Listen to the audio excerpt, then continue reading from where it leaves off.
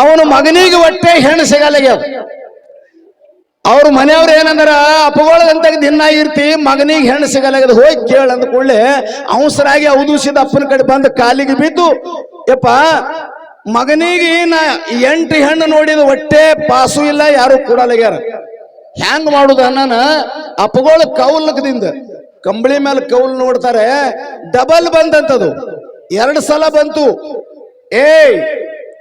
ಬರು ರವಿವಾರಟಿಗೆ ನಿನ್ನ ಮಗನಿಗೆ ಹೆಣ್ಣು ಸಿಗ್ತದ, ಮದುವೆ ರವಿವಾರ ಆಗ್ತದ, ನಿನ್ನ ಮಗನಿಗೆ ಮಗ ರವಿವಾರ ಹುಡ್ತಾನೆ, ಇದು ಲಕ್ಷದಾಗ ಇಟ್ಟು ಅಂತ ಹೇಳಿದ್ರತ. ಇದು ಮುಂದಿನ ಹೊನಾರ್ರಿ. ಇದು ಆ ಕೂಸು ಸದ್ಯ ಈಗ ಬಂದಾರ, ಅವ್ರ ಗಂಡ ಹೆಂಡತಿ ಕೂಸ ಲಾಲೂನ್ ಮಕ್ಕಳು ಎಲ್ಲಾರು ಬಂದಾರ ಇಲ್ಲಿ.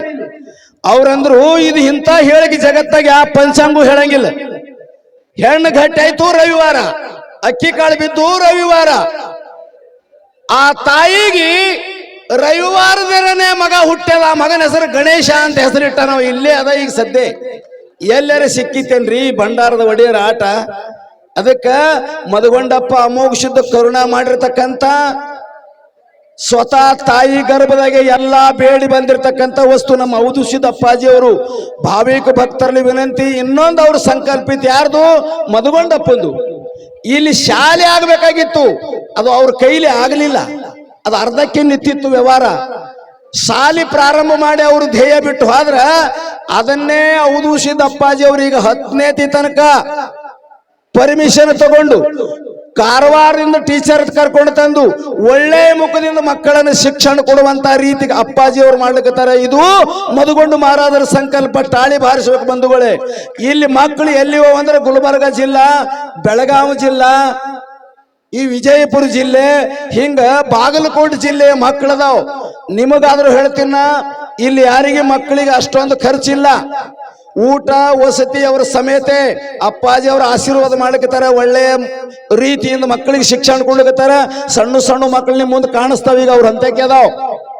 ಅಂತ ಮಕ್ಕಳನ್ನ ತಾವು ಯಾರು ಆಗಲಾರ್ದವ್ರು ಇದ್ರಿ ಅದ್ರ ಪರಿಸ್ಥಿತಿ ಒಂದೇ ನಮೂನಿ ಇಲ್ಲ.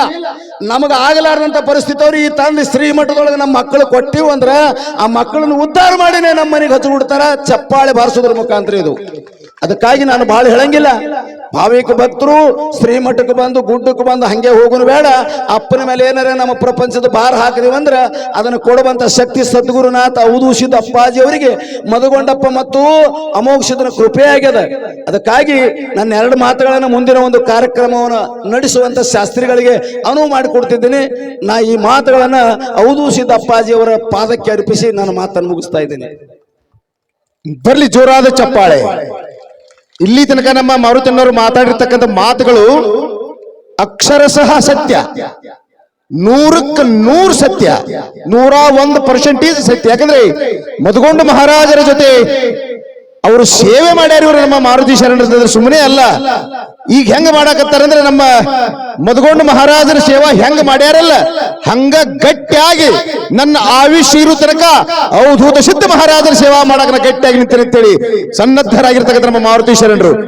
ಅವರೆಲ್ಲ ತಮ್ಮ ಎಲ್ಲ ಅವ್ರ ಜೊತೆ ಆಡಿದ ಆಟಗಳನ್ನ ಉಂಡಿರುವ ಮಾತುಗಳೇ ನಮಗೆ ಹೊರಗೆ ಬರ್ತಾವ. ಇವತ್ತು ಮನುಷ್ಯಾಗ ಆ ಮಾತು ಹೊರಗೆ ಬರ್ಬೇಕಂದ್ರೆ ಸುಮ್ಮನೆ ಅಲ್ಲ. ಇವತ್ತು ಯಾರು ಸಬ್ಬಸ್ಗಿ ಪಲ್ಯ ತಿಂದ್ರಿ ಅಂದ್ರೆ ಸಬ್ಬಸ್ಗಿ ಪಲ್ಯ ಡರಿಕ್ ಬರ್ತಾವ. ನಿಮಗೆ ಬ್ಯಾರೆ ಡರಿಕ್ ಬರಂಗಿಲ್ಲ. ಬಳ್ಳೊಳ್ಳಿ ತಿಂದ್ರೆ ಬಳ್ಳೊಳ್ಳಿ ಡರಿಕ್ ಬರ್ತಾವ.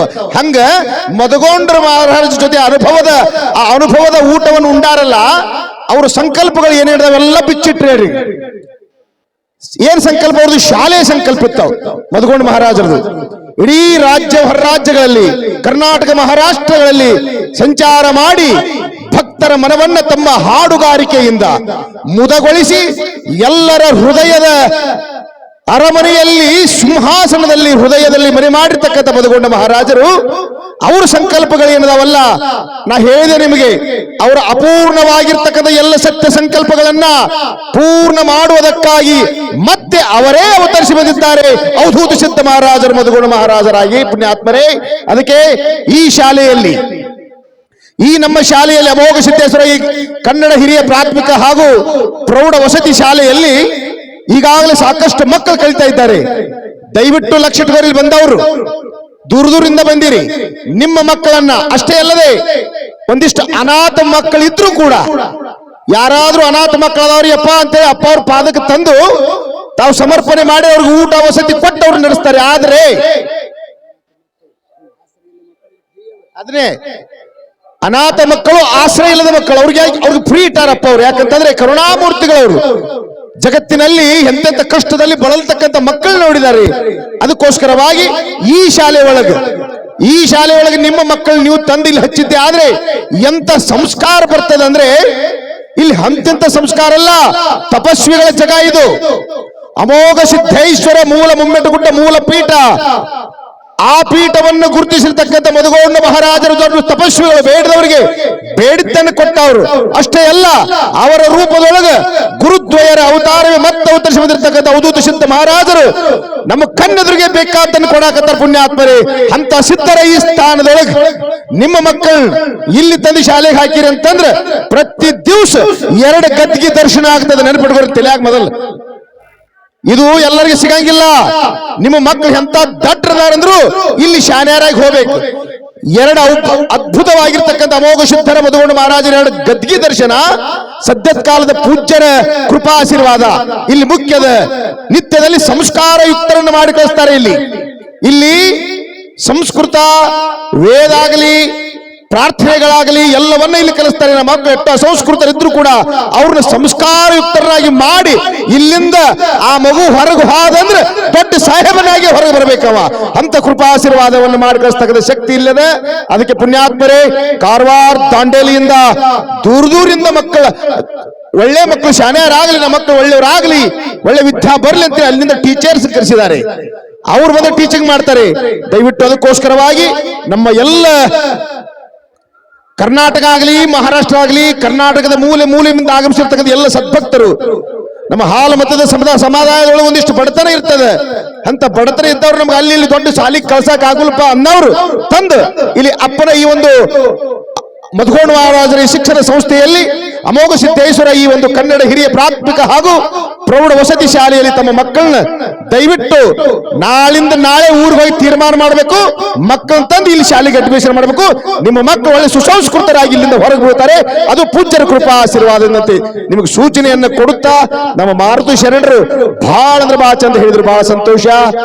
ಈಗ ನಮ್ಮ ಈಶಾ ಫೌಂಡೇಶನ್ ಬಿಜಾಪುರದ ಅಂತಾರಾಷ್ಟ್ರೀಯ ಕಲಾವಿದರು, ಒಳ್ಳೆ ಭರತನಾಟ್ಯ ಕಲಾವಿದರು ಈಗಾಗಲೇ ಸಿದ್ಧತೆಯಲ್ಲಿದ್ದಾರೆ. ಅವರು ವೇದಿಕೆಗೆ ಆಗಮಿಸಬೇಕು. ಪ್ರಥಮದಲ್ಲಿ ಅವರದೊಂದು ಭರತನಾಟ್ಯವಾದ ತಕ್ಷಣ ಮುಂದಿನ ಕಾರ್ಯಕ್ರಮಕ್ಕೆ ನಾವು ಮತ್ತೆ ಅನಿ ಮಾಡಿಕೊಡ್ತಾ ಇದ್ದೇವೆ.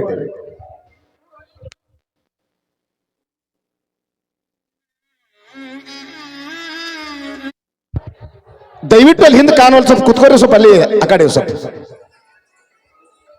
ಜಾಗೆಯ ತೊಂದರೆ ಆಗ್ಯದ. ಈ ವರ್ಷ ಬಾಳ ಅಂದ್ರೆ ಬಾಳ ವರ್ಷಕ್ಕೆ ವರ್ಷ ಜನ ಹೆಚ್ಚಾಗ್ಲಿಕ್ಕೆ ದಯವಿಟ್ಟು ಒಂದೀಟ್ ಅಲ್ಲೇ ಅನುಸರಿಸ್ಕೊಡ್ರಿ.